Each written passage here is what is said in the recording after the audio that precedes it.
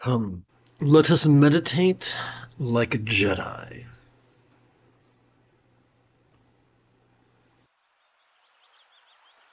Meditation, when done correctly, is the easiest thing in the world.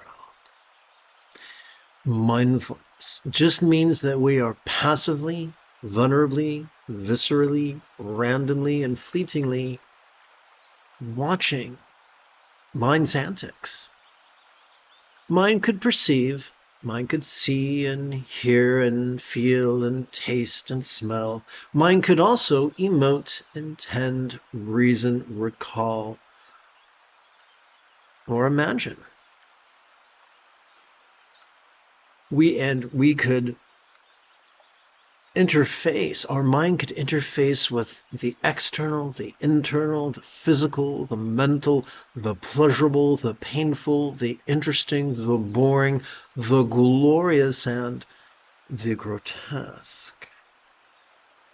Our job is not to pick and choose. Our job is to watch and rest. Every meditation is simply cooperating with our parasympathetic nervous system in such a way that we simply relax as best as we can during each exhalation.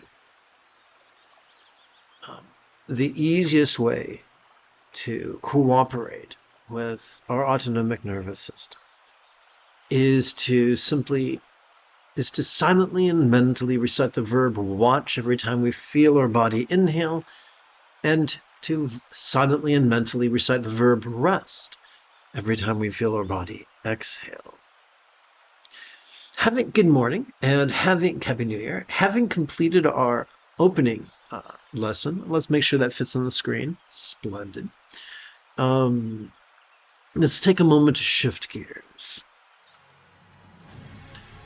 It is Ahsoka Tano Thursday early morning, to be precise. At least it is my little corner of the globe. Come, let us meditate like a Jedi.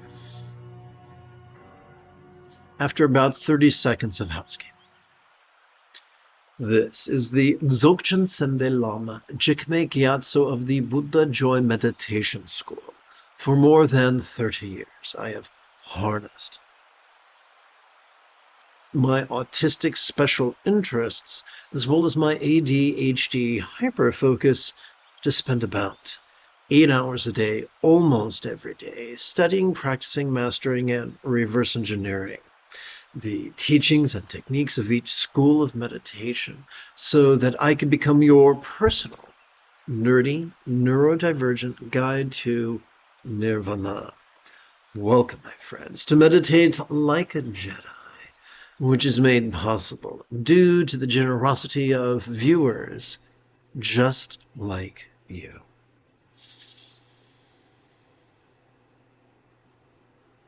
When learning something new, it's easy to feel uptight, it's easy to feel anxious. And when learning meditation, it's easy to feel scared that we might close our eyes and open them to find that a decade has gone, as if we were a contemplative Rip Van Winkle. An easy workaround is to practice a variation of Bengali crease counting. We could touch the tip of our left thumb to the lower set of creases on our left little finger, and thus keep track of our first set of 16 inhalations. We can now rest this left hand, palms up, in our lap. We can advance the tip of our right thumb. Every time we silently and mentally recite the verb watch during our inhalation, beginning with our right lower set of creases.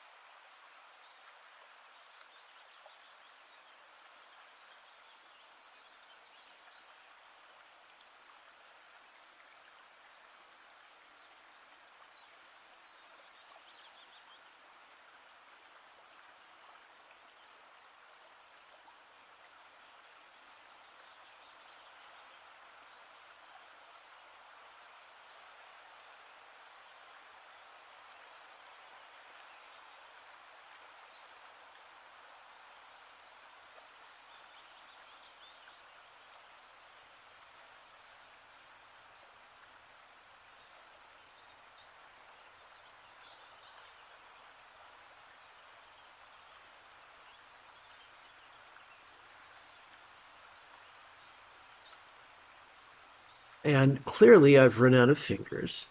That means it's time to advance my left thumb up to its second set of creases. And now you get the basic idea of how we could collect 12 sets, 16 sets of 16 inhalations each. To help keep track of that first collection of 16 sets of 16 inhalations, we could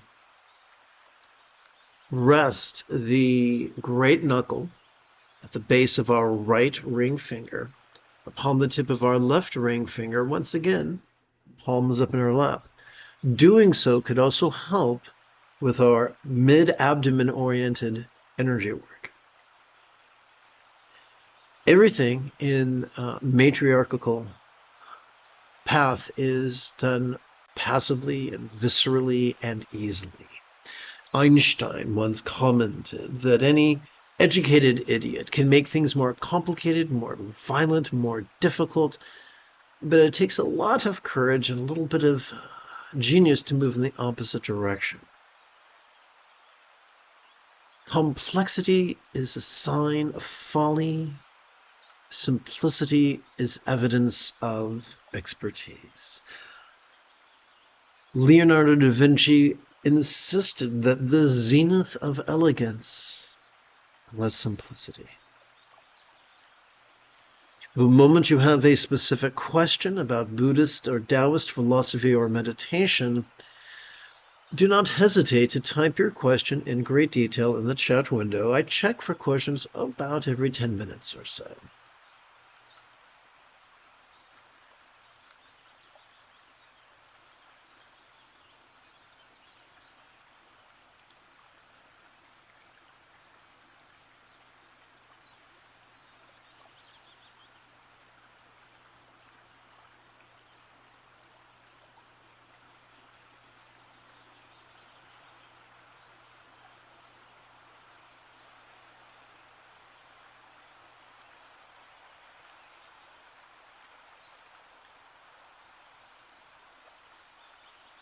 As you feel your chest swell with air, silently and mentally recite the verb watch.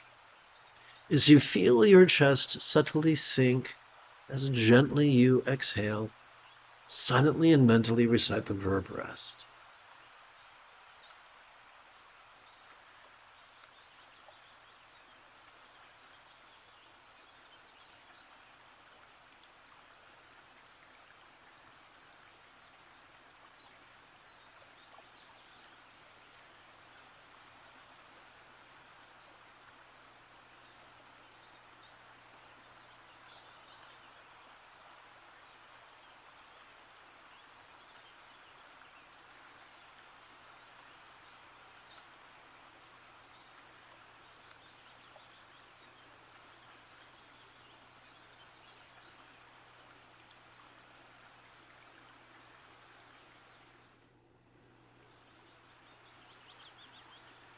As we relax into our exhalation, whatever aversion or avarice we might have noticed during our previous inhalation could melt into the simplicity of just impulse.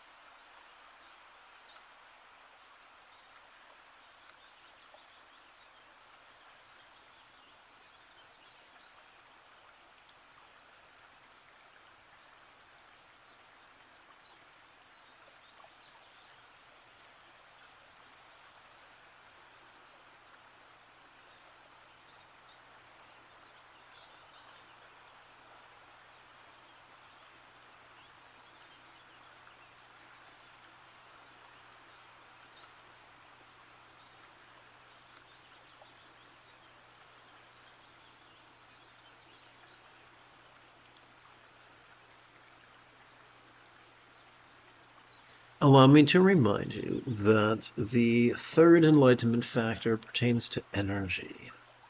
So perhaps it is not unheard of to passively practice a form of energy work.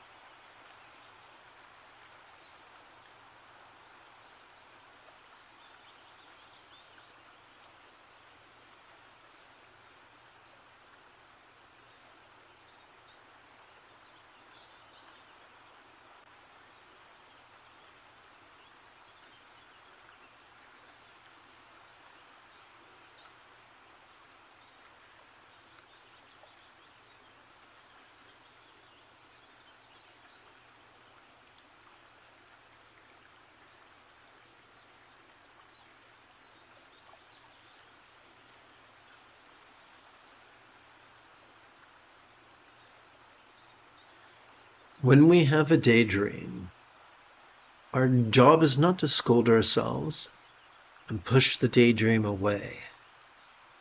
Our job is simple. Watch the daydream as we breathe in, relax into the daydream as we breathe out. Daydreams will come and go. Let us not indulge our controlling tendencies.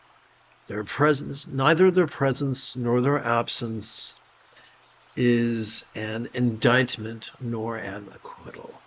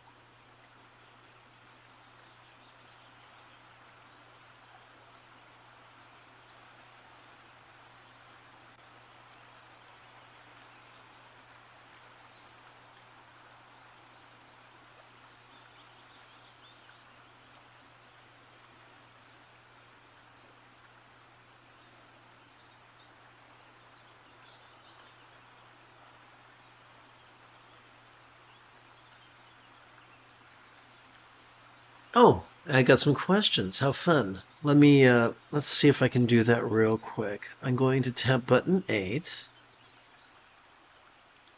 And let's see. I'm going over here. Here we go.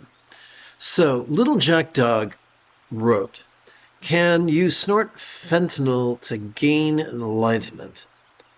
Like my man said, he did so much fentanyl, he realized that in this universe there's one great energy and that we are all it. I don't know, that dude crazy, though he shot in the head like 5 years and he ain't been right since. He got something wrong with him, but Shion, no, he might have onto something, you know what I'm saying." Yes, so excellent question. And if I mispronounced, I meant no disrespect. So, what is enlightenment? Forgive me if I sound like a Philosophy 101 instructor. But first, let's see. I'm going to tap this button and then this button and go back over. Let's subject you to Jumbo Cam. Okay, so here's the deal. I don't know, that's not very attractive. Let's go over here. Tight shot. That's what the big kids call it. What is enlightenment?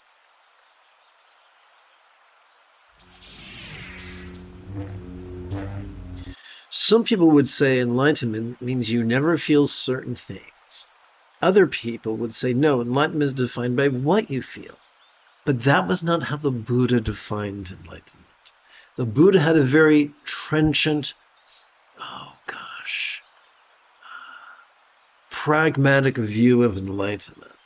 He was a pragmatic guy. According to legend, he was a warrior son, a Nepo baby, raised to be a ruler and a warrior, raised to practice, spending his whole early life practicing fitness and martial arts and strategies and the arts and the sciences. And because he was not a philosopher but a warrior, or at least training to be a warrior, he was very practical. He had one teacher. He mastered that teacher's path. He was dissatisfied with it. He found a second teacher. He mastered that teacher's path according to that teacher. And yet he was dissatisfied with the results, so he moved on. And then he stumbled upon the middle way. When we read the Buddha's discourse on the 4 bases of mindfulness, the second to the final passage explains that it is possible to master the Buddha's 8 tools in his metaphoric tool chest in as little as a week. That's what enlightenment is.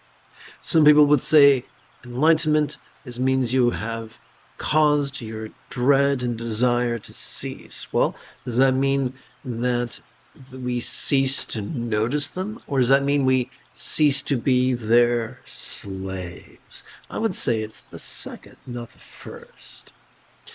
Some people would say, no, man, enlightenment is omniscience. But is that literal or is that figurative? The Buddha was flexible. His foolish cousin was rigid.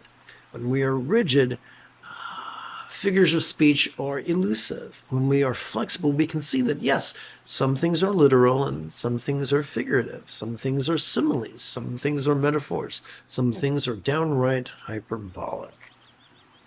Ah, yes, SAT words. Huh, kids? So here's the cool thing. The Buddha's path is a quick and easy path. I'd say 7 days is pretty sudden, compared to multiple lifetimes. All we gotta do is play with mindfulness and meditation at least every 12 hours. When we do so, we can't help but notice change. The first fold of the Buddha's toolbox, the first tool of the Buddhist toolbox. The more we practice mindfulness and meditation, the more we can't help but practice kind intention, or kind communication, or kind behavior, or kind commerce. The more we practice mindfulness and meditation, the more our choices and our utterances and our deeds could flow from love's, not from scatteredness, not from calculation, but from a deeply centered spontaneity. When we get so good at this path, well, let me put it this way.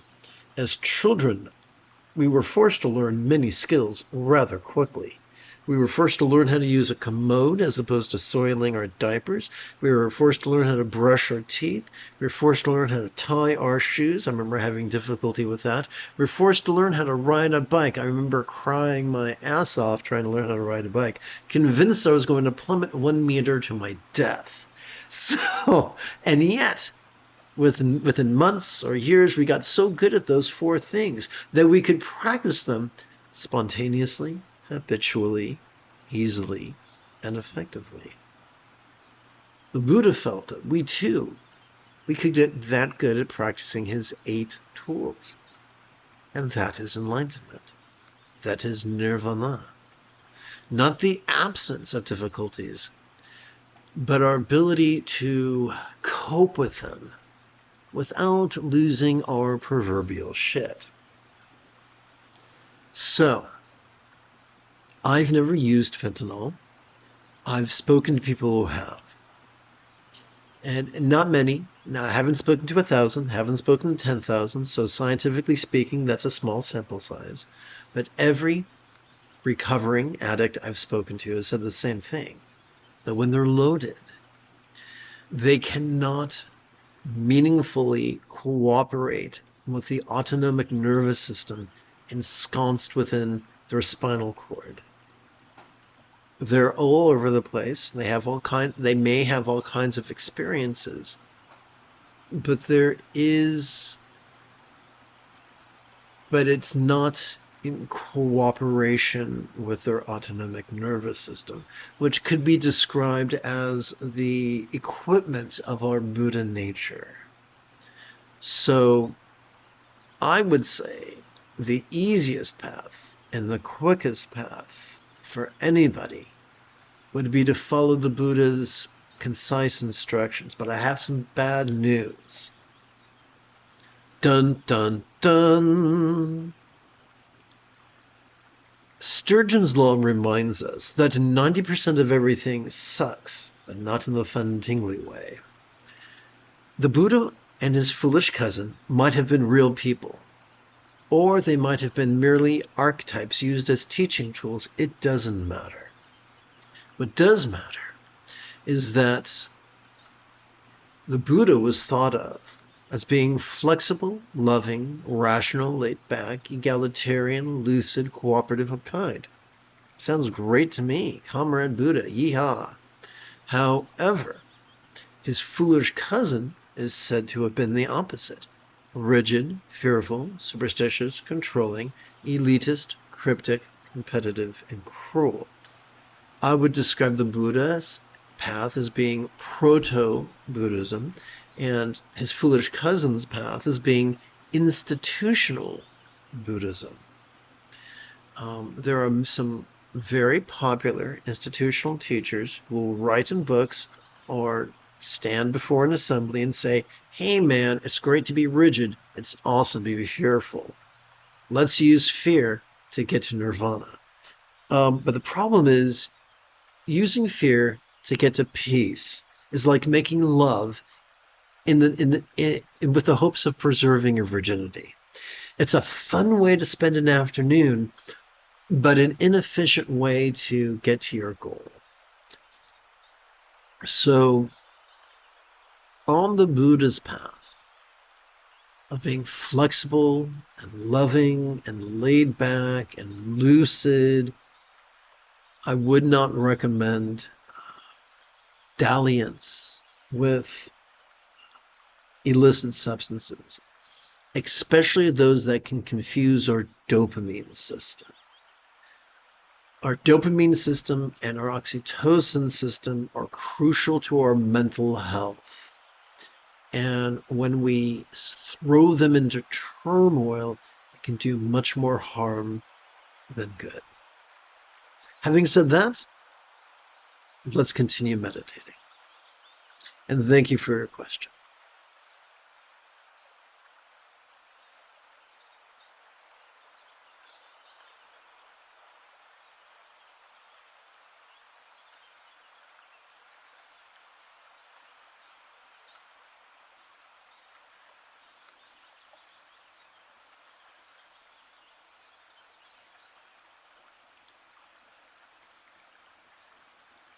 Let us adjust our hands.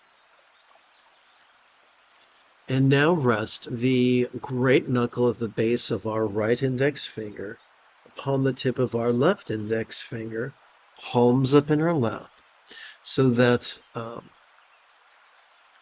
we can passively practice the crown-oriented energy work.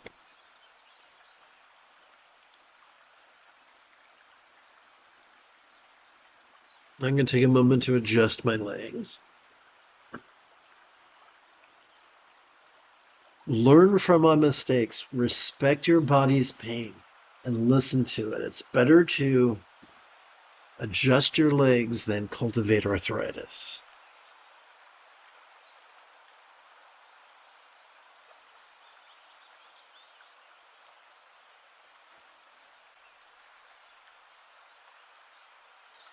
And to my friends on the tube app, we're back. Sorry about the glitch. That was out of my control.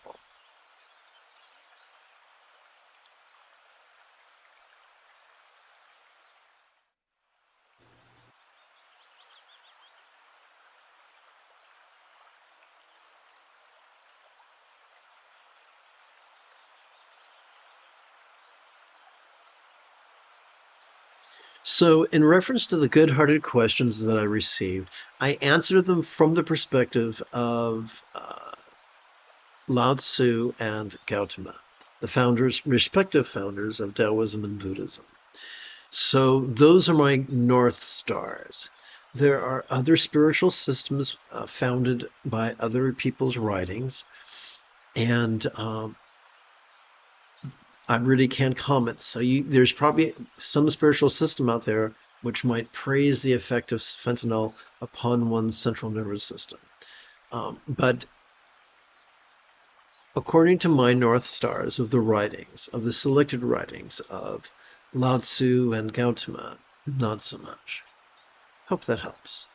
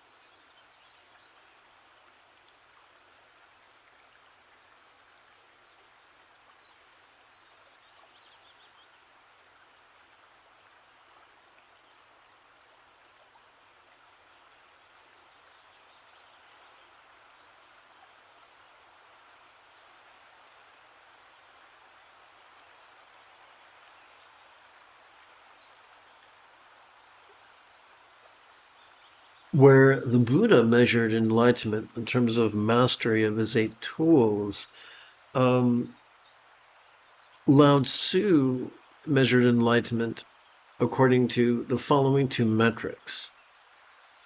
Our ability to think not just of ourselves, but of all living beings as part of ourselves. A family person might think of their spouse and their children, and perhaps their pets, as part of them. A good neighbor might think of his neighbors as part of them.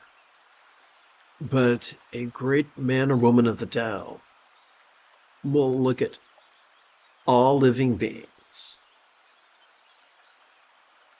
as part of themselves, not literally, but figuratively. So whether they are friend or foe, whether they're kind or cruel, they will devote themselves to the well-being of all others, including themselves, but not exclusively themselves.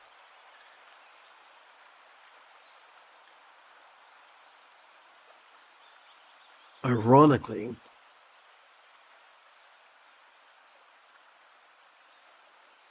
that is the key. Oh yeah, the Buddha and Lao Tzu also defined enlightenment in terms of going with the flow, as opposed to always operating from agenda. Those 2 attributes of great empathy and expedient means are the effortless byproduct of watching and resting in harmony with our inhalations and our exhalations.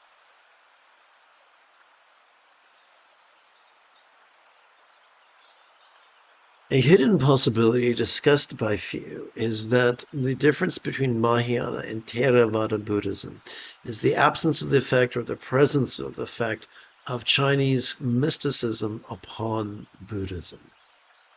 Therefore, that explains why many Tibetan teachers insist that the liberation of the Theravada is inferior to the enlightenment of the Mahayana.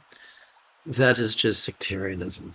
That is malarkey. And you can find sectarianism everywhere, not just in religion.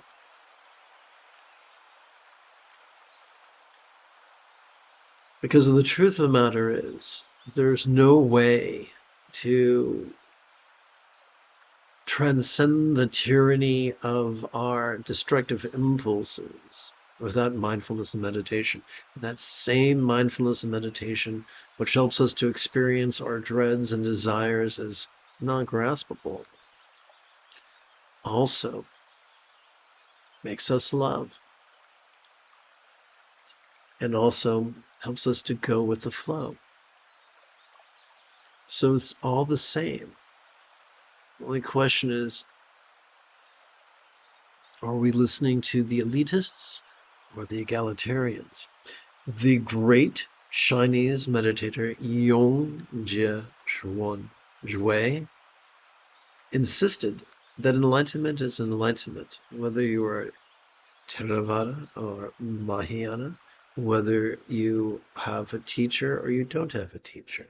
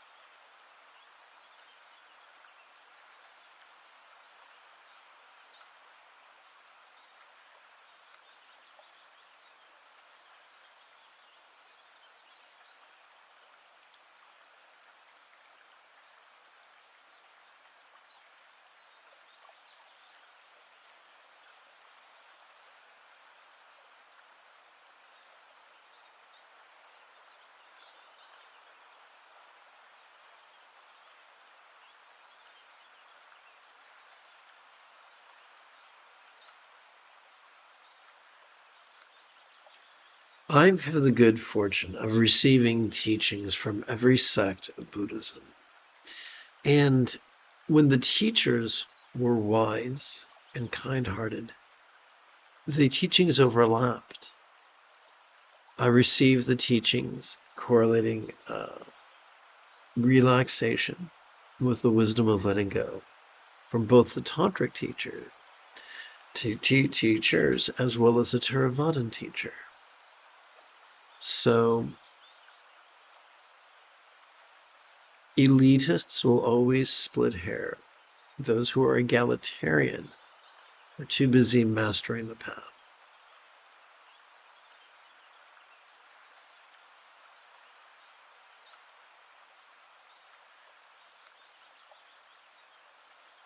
In my youth, I was a member of a Christian cult that was highly evangelistic and very coercive. And they would deliberately deny people the benefit of the doubt so they could coerce them into forsaking their identity and their beliefs and donning new ones. Sadly, their own Bible in the book of 1 Corinthians 13 talked about love does not lord it over others. Love is not controlling. Love is not coercive. So they were actually ignoring the teachings of the book they claimed to follow, which was a great big bummer.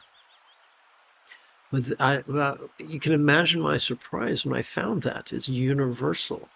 Wherever people are rigid, fearful, superstitious, controlling, elitist, cryptic, competitive, and cruel, regardless of whether they're spiritual or secular, vocational, recreational, romantic, or platonic, these people will try to control others through deliberately denying others the benefit of the doubt and accosting them with railing accusations,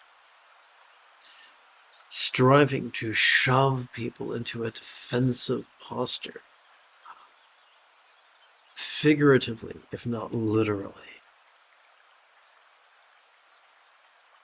These people are to be pitied and sometimes only loved from afar.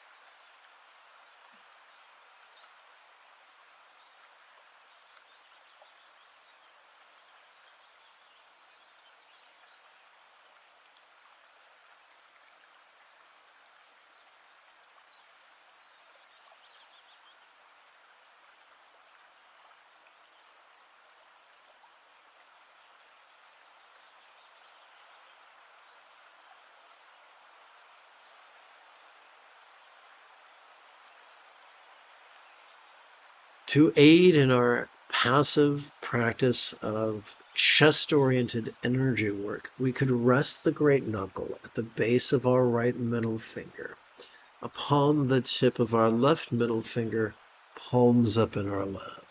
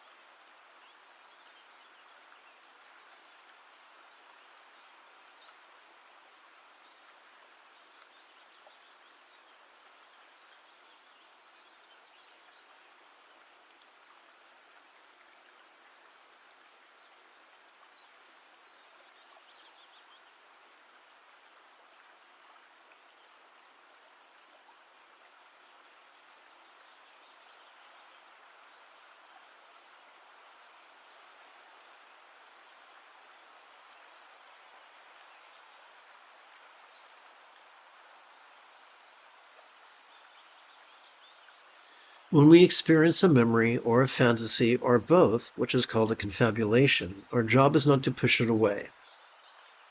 Our job is not to label it. Our job is just to simply watch it as we breathe in and relax as we breathe out. Sometimes they'll come, sometimes they'll go. What they do is none of our concern. Our responsibility is to watch and rest.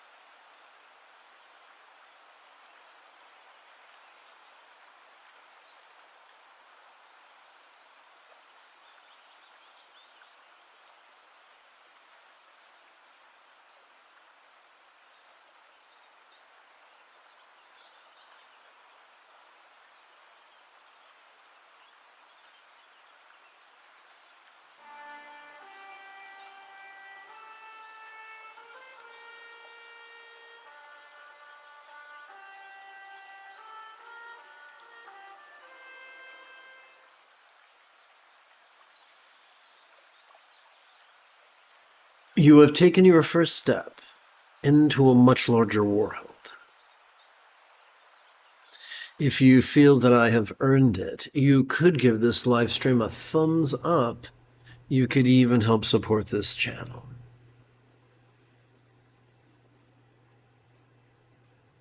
Oopsie, wrong button. In approximately, whoops, I forgot to set the timer. Derp. In approximately 3 hours, I would very much like to return to lead today's second session of Meditating Like a Jedi. And if you are as geeky as me, may the Force be with you always.